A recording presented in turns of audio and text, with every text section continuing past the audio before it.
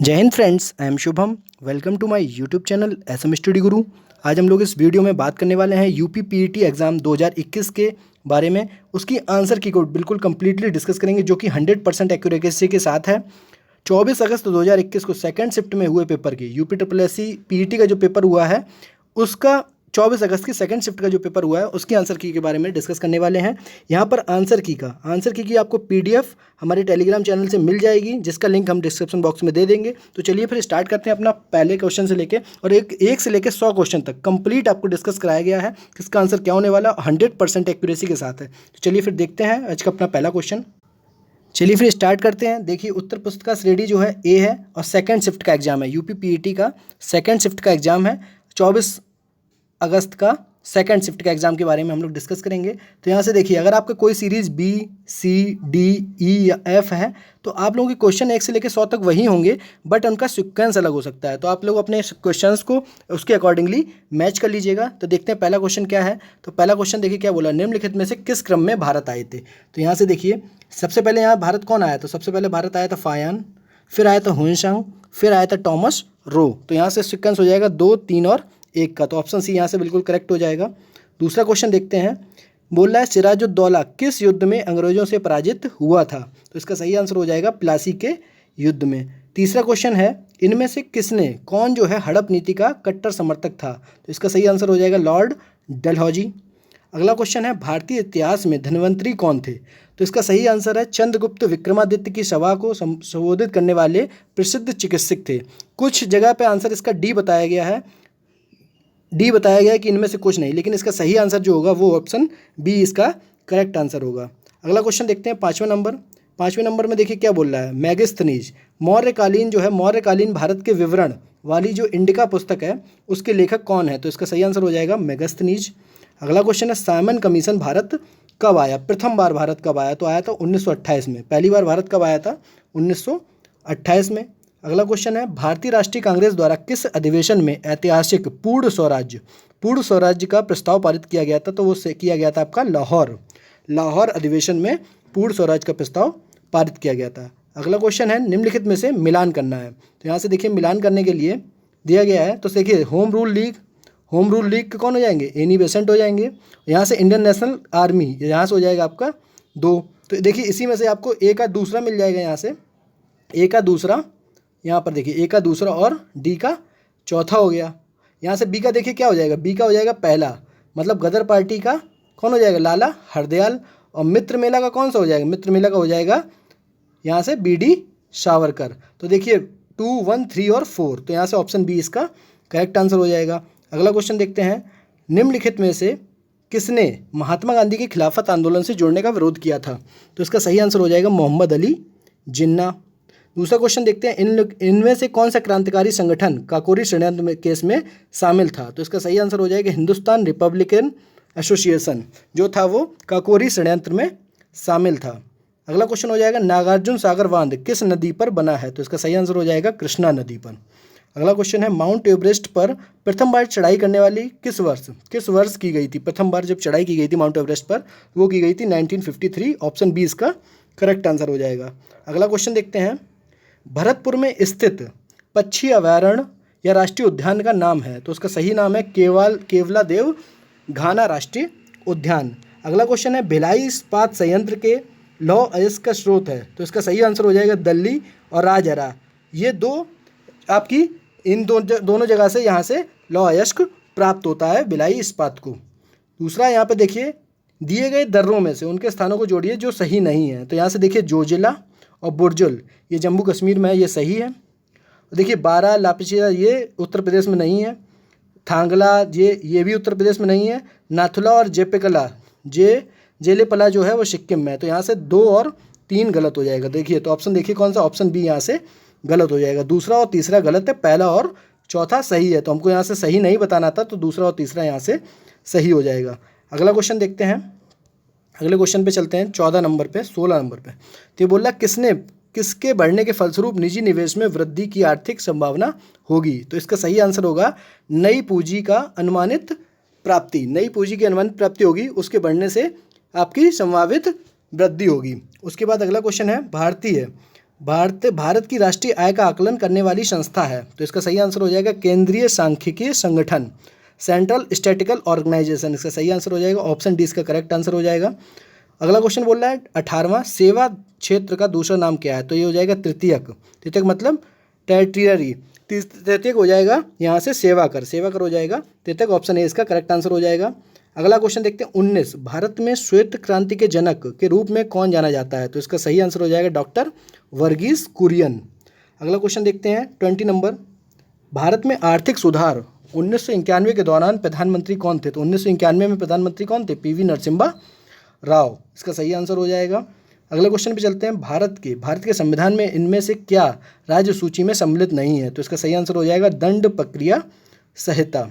अगला क्वेश्चन देखते हैं, भारतीय संविधान की मुख्य विशेषता नहीं है, तो इसका हो जाएगा प्रतिबद्ध न्यायतंत्र मतलब कमिटेड जुडिशरी, बी ऑप्शन इसका करेक्ट आंसर हो जाएगा। ये इससे संबंध नहीं है, मुख्य विशेषता इसकी नहीं है। अगला क्वेश्चन देखते हैं, निम्नलिखित में से क्या भारतीय नागरिकों को आर्थिक न्याय प्रदान करता है, तो आर्थिक न्याय कौन प्रदान करता है, जो मुख्य उद्देश्य है राज्य के नीति निर्देशक तत्व का मुख्य उद्देश्य ही यही है कि आर्थिक न्याय प्रदान करना नागरिकों को।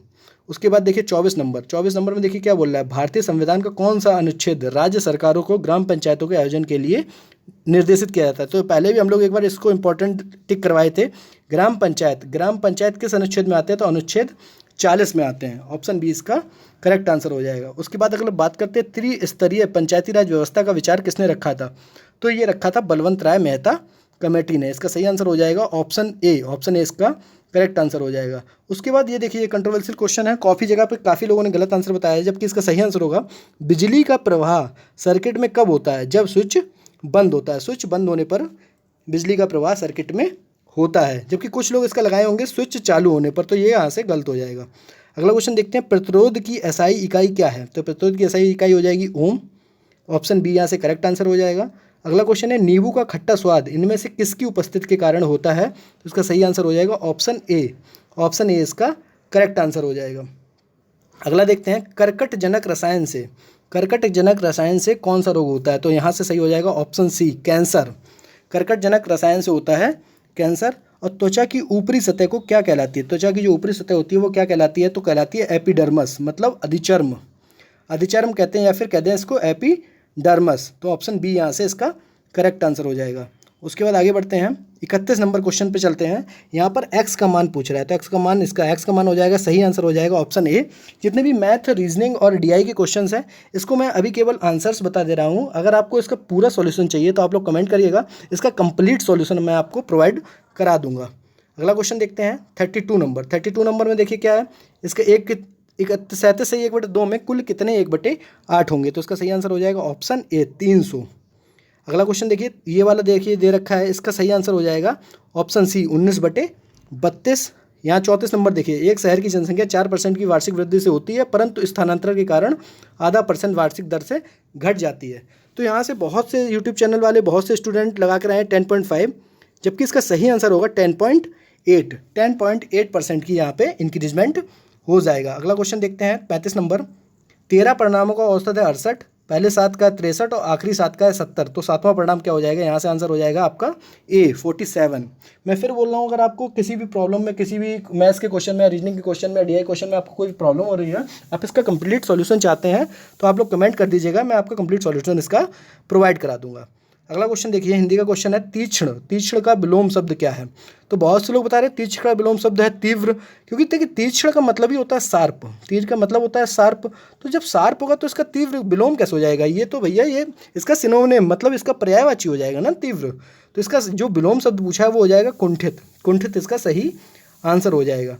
अगला क्वेश्चन है, गजबदन का पर्यायवाची है, तो गजबदन का पर्यायवाची है ऑप्शन सी गणपति जो है वो गजबदन का पर्यायवाची है। आगे क्वेश्चन दिया हुआ है, कांटों से भरा हुआ के लिए एक शब्द बताना है, तो इसका सही आंसर हो जाएगा कंटकाकीर्ण का मतलब ही होता है कांटों से भरा हुआ। अगला क्वेश्चन है, दूध का दूध और पानी का पानी करना, जो मुहावरा है उसका अर्थ क्या होगा, तो उसका अर्थ होगा उचित निर्णय करना। जो उचित निर्णय करना, दूध का दूध पानी का पानी होने का मतलब होता है उचित निर्णय मतलब करना। अगला क्वेश्चन है, शुद्ध वर्तनी बताइए, तो शुद्ध वर्तनी देखिए क्या हो जाएगा, बहिष्कार होगा, बहिष्कार ऑप्शन सी यहाँ से करेक्ट आंसर हो जाएगा। अगला क्वेश्चन देखते हैं 41। यहाँ पर देखिए एक आपको पैसेज दे रखा है इंग्लिश का, इस पैसेज को आपको रीड करके नीचे दिए हुए 5 क्वेश्चंस को आपको बताना है। तो आप वीडियो को पॉज करके आप देख भी सकते हैं। यहाँ पर आप वैसे आपको पेपर था तो आपको करके ही आए होंगे, बहुत ही इजी पैसेज था। तो यहाँ से देखिए 41 का हो जाएगा option D. 42 the author jumped out of the bed because A cold bridge blow pass the face, fast is face. तीसरा देखिए 43 का मतलब सबसे पहले उसने क्या किया, वाट वॉज द और following did the author first, मतलब सबसे पहले क्या किया, सबसे पहले वो बेड पे चढ़ा, तो क्लाइंबिंग इनटू द बेड। उसके बाद हो जाएगा अगला क्वेश्चन दे रखा है प्राइड का आपको सिनोनिम बताना है। प्राइड का सिनोनिम हो जाएगा डिग्निटी। और कीन का हमको एंटोनिम बताना, तो कीन का हो जाएगा डल इसका हो जाएगा एंटोनिम।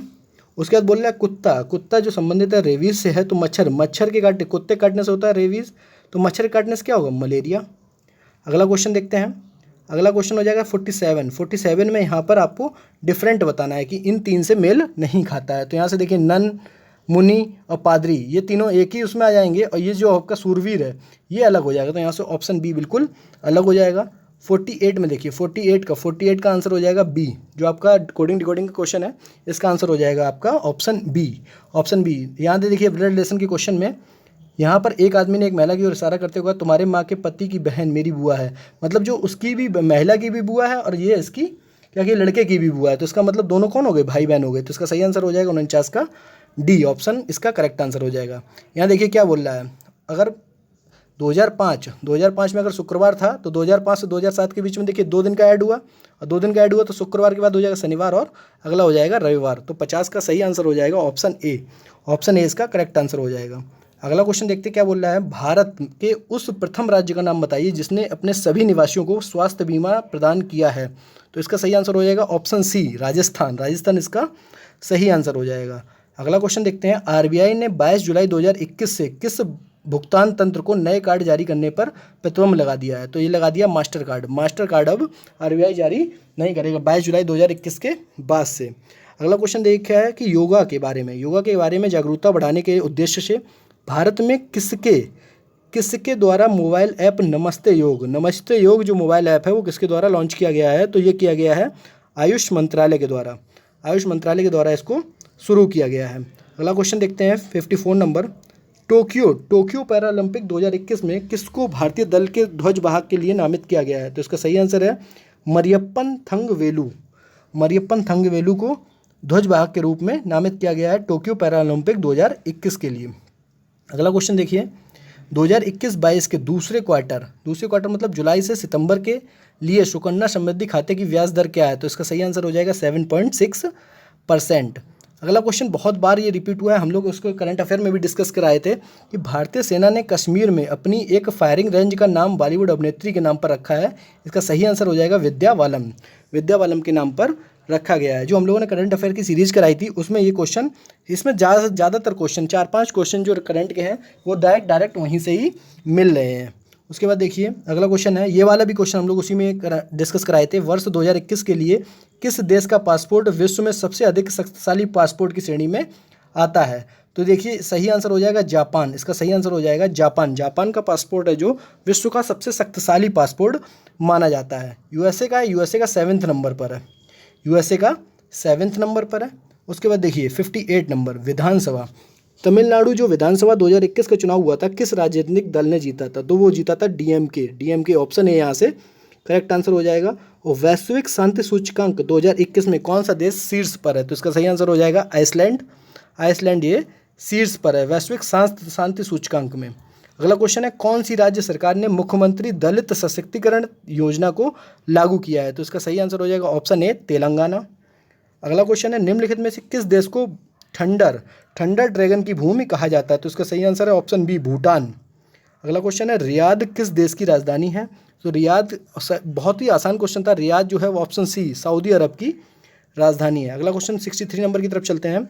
बोला क्षेत्रफल की दृष्टि से भारत का सबसे छोटा जो राज्य है वो कौन सा है, गोवा। जबकि हमारा अगर वो देखा जाए जनसंख्या की दृष्टि से तो हो जाएगा हमारा सिक्किम। यहाँ लेकिन पूछा था क्षेत्रफल की दृष्टि से कौन सा है, तो ऑप्शन बी यहाँ से गोवा बिल्कुल करेक्ट आंसर हो जाएगा। अगला क्वेश्चन दे रखा है, राज्यसभा के चुने हुए सदस्यों का कार्यकाल कितने वर्ष होता है। तो यहाँ से सही आंसर हो जाएगा ऑप्शन सी मतलब 6 वर्ष। अगला क्वेश्चन दे रखा है, विश्व में संयुक्त राष्ट्र दिवस कब मनाया जाता है? तो इसका सही आंसर हो जाएगा 24 अक्टूबर को। अगला क्वेश्चन दे रखा था अंतर्राष्ट्रीय न्यायालय कहाँ पर स्थित है? ये सब जितने भी क्वेश्चन हैं, ऊपर वाला क्वेश्चन था अंतर्राष्ट्रीय न्यायालय क्वेश्चन था, खुजराहो लगा, ये हम लोग एनटीपीसी की जो सीरीज चला रहे थे उसमें कंप्लीट डिस्कस किए हुए थे और बहुत बार ये क्वेश्चन आया अंतर्राष्ट्रीय न्यायालय का कहाँ पर स्थित है? तो ये स्थित है द हेग में। विश्व प्रसिद्ध खुजराहो मूर्तिकलाएँ स्थित हैं कहाँ पर हैं? ये मध्य प्रदेश में। जो खुजराहो की मूर्तिकलाएँ हैं ये कहाँ पर स्थित है? मध्य प्रदेश में। ये बहुत अच्छा क्वेश्चन था। प्रसिद्ध नव कालेवेरा उत्सव किस राज्य में मनाया जाता है? तो इसका सही आंसर है उड़ीसा में। उड़ीसा में मनाया जाता है। अगला क्वेश्चन देखिए, निम्नलिखित में से कौन सी एक हरित ग्रह गैस नहीं है? तो इसका सही आंसर हो जाएगा नाइट्रोजन।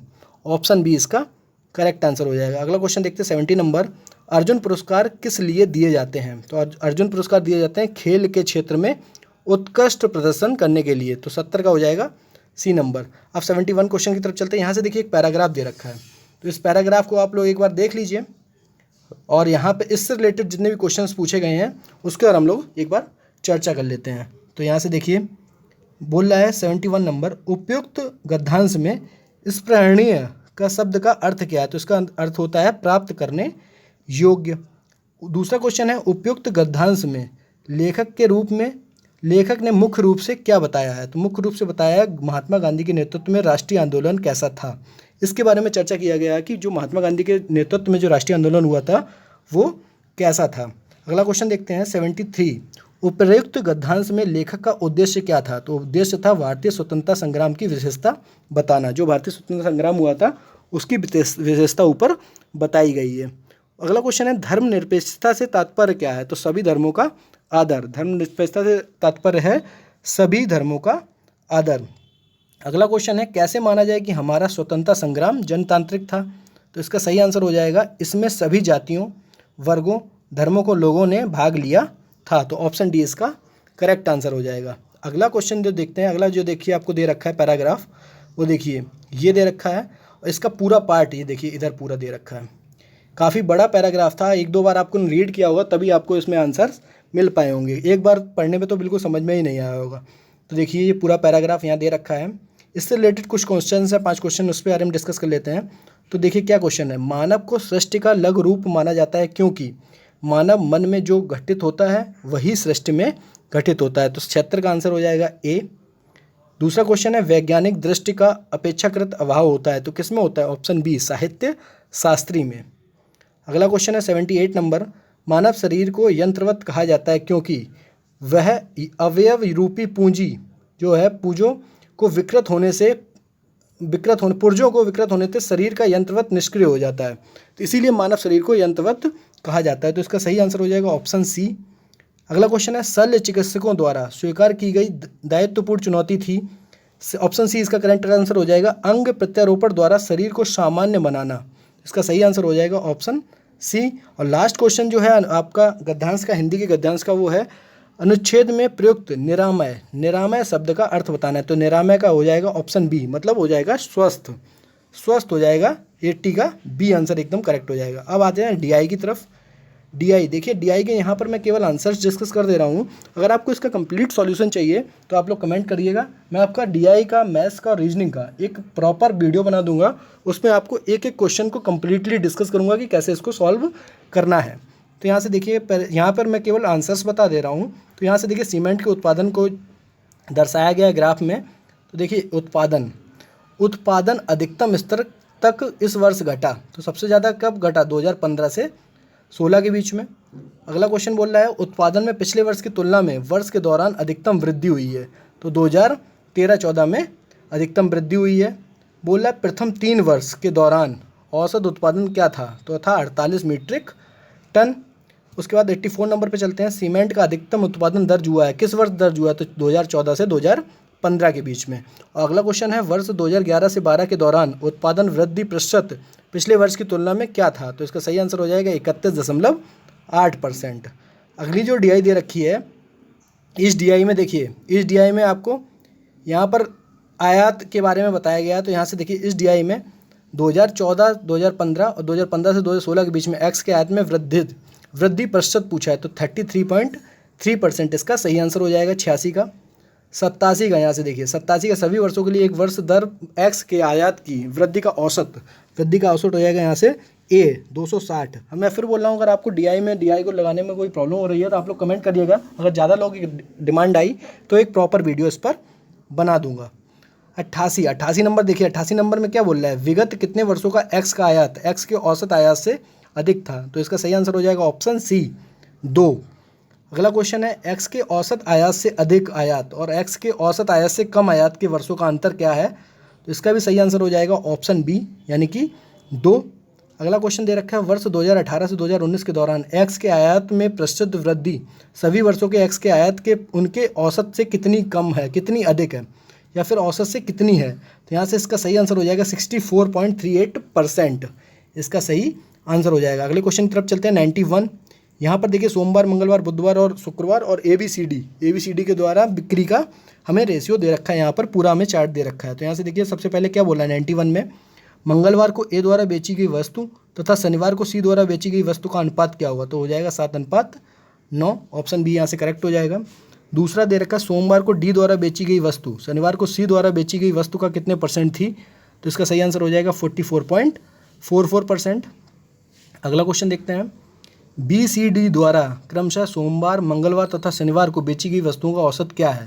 तो इसका सही आंसर हो जाएगा 44.33%। 94 नंबर देखते हैं, सप्ताह के सभी 4 दिनों में D वस्तु की बिक्री की तुलना में B वस्तु की बिक्री में कितने % की वृद्धि आई है। तो इसका सही आंसर हो जाएगा ऑप्शन डी 28.3%। और जो हमारा लास्ट क्वेश्चन है DI का, वो है सोमवार को बेची गई वस्तुओं की औसत और शुक्रवार को बेची गई वस्तुओं की औसत के मध्य कितना अंतर है। तो इसका सही आंसर हो जाएगा 5.25। अगला क्वेश्चन देखते हैं, यहाँ से एक और DI हमको जो दे रखी है उसके 5 क्वेश्चन हैं। यहाँ पर गेहूँ, चावल और सबके दे रखे हैं, और वर्ष इसमें आपको बताना है। इससे रिलेटेड भी 5 क्वेश्चन है। तो यहाँ देखिए, गेहूँ के उत्पादन में किस वर्ष के दौरान गिरावट दिखाई दी है। तो 2013 और 14। इस बार थोड़ा कंट्रोवर्शियल क्वेश्चन था, क्योंकि यहाँ पर 2013 और 2015-16 ये दोनों यहाँ से आपके आंसर निकल के आ रहे हैं। लेकिन यहाँ पर बोल रहा है कि किस वर्ष से दिखाई गई ये तो सबसे पहले हमें दिखाई किससे दी गई, 2013-14।